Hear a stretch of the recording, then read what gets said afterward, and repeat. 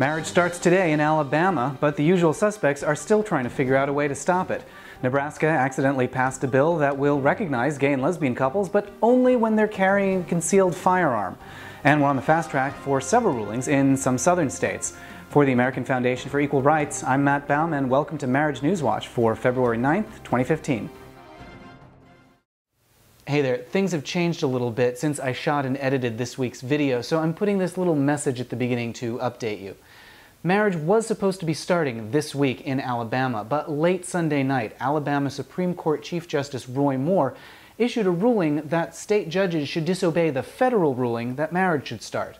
Now, Moore has created a constitutional crisis. What he's doing is equivalent to George Wallace standing in a schoolhouse door to block school integration in 1963. And just like with George Wallace, federal law enforcement officers may have to intervene in Alabama. Whatever happens, just bear in mind that the next few days are going to have a lot of twists and turns. The situation's moving quickly and might have changed again by the time you see this. But that's just how the fight for civil rights is. A little messy, a little unpredictable, but always worth it in the end. Now here's this week's episode. This is it. As of today, marriage equality is legal in Alabama. Previously, officials said that they needed more time to prepare, in part because all of the forms say husband and wife. But miraculously, faced with a court order, they seem to have managed to alter the forms in just the nick of time. Meanwhile, the people you'd expect to be outraged about this are all outraged.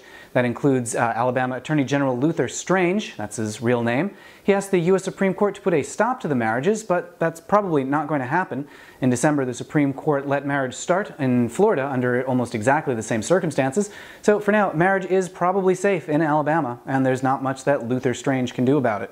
Next up, there's Alabama Supreme Court Chief Justice Roy Moore. He's the guy who got removed from office in 2003 for judicial misconduct when he disobeyed a federal order regarding a Ten Commandments statue.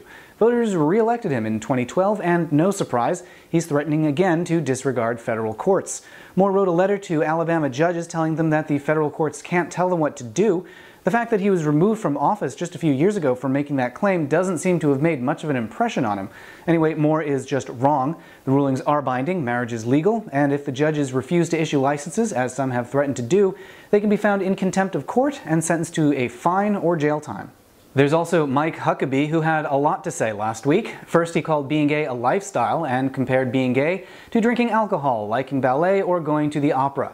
Then he said that asking businesses to recognize gay and lesbian couples is like asking a Jewish deli to serve bacon and shrimp.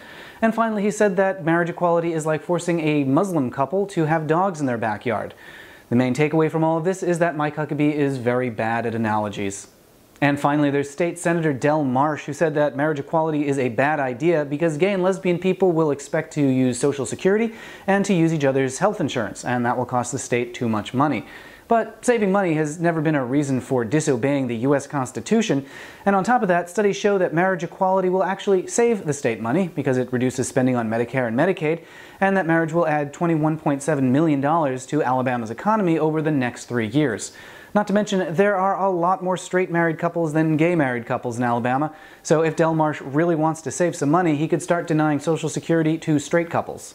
Elsewhere in the country, Nebraska may accidentally start recognizing gay and lesbian couples. The state just passed a concealed weapons law that applies to military spouses, but because the military recognizes same-sex marriages, that means that Nebraska would too, but only for the purposes of having a concealed weapon. It's a start. Those are the headlines. Congratulations to all the happy couples in Alabama. Subscribe here to stay up to date on all these stories. For the American Foundation for Equal Rights, I'm Matt Baum. Thanks for watching. We'll see you next week.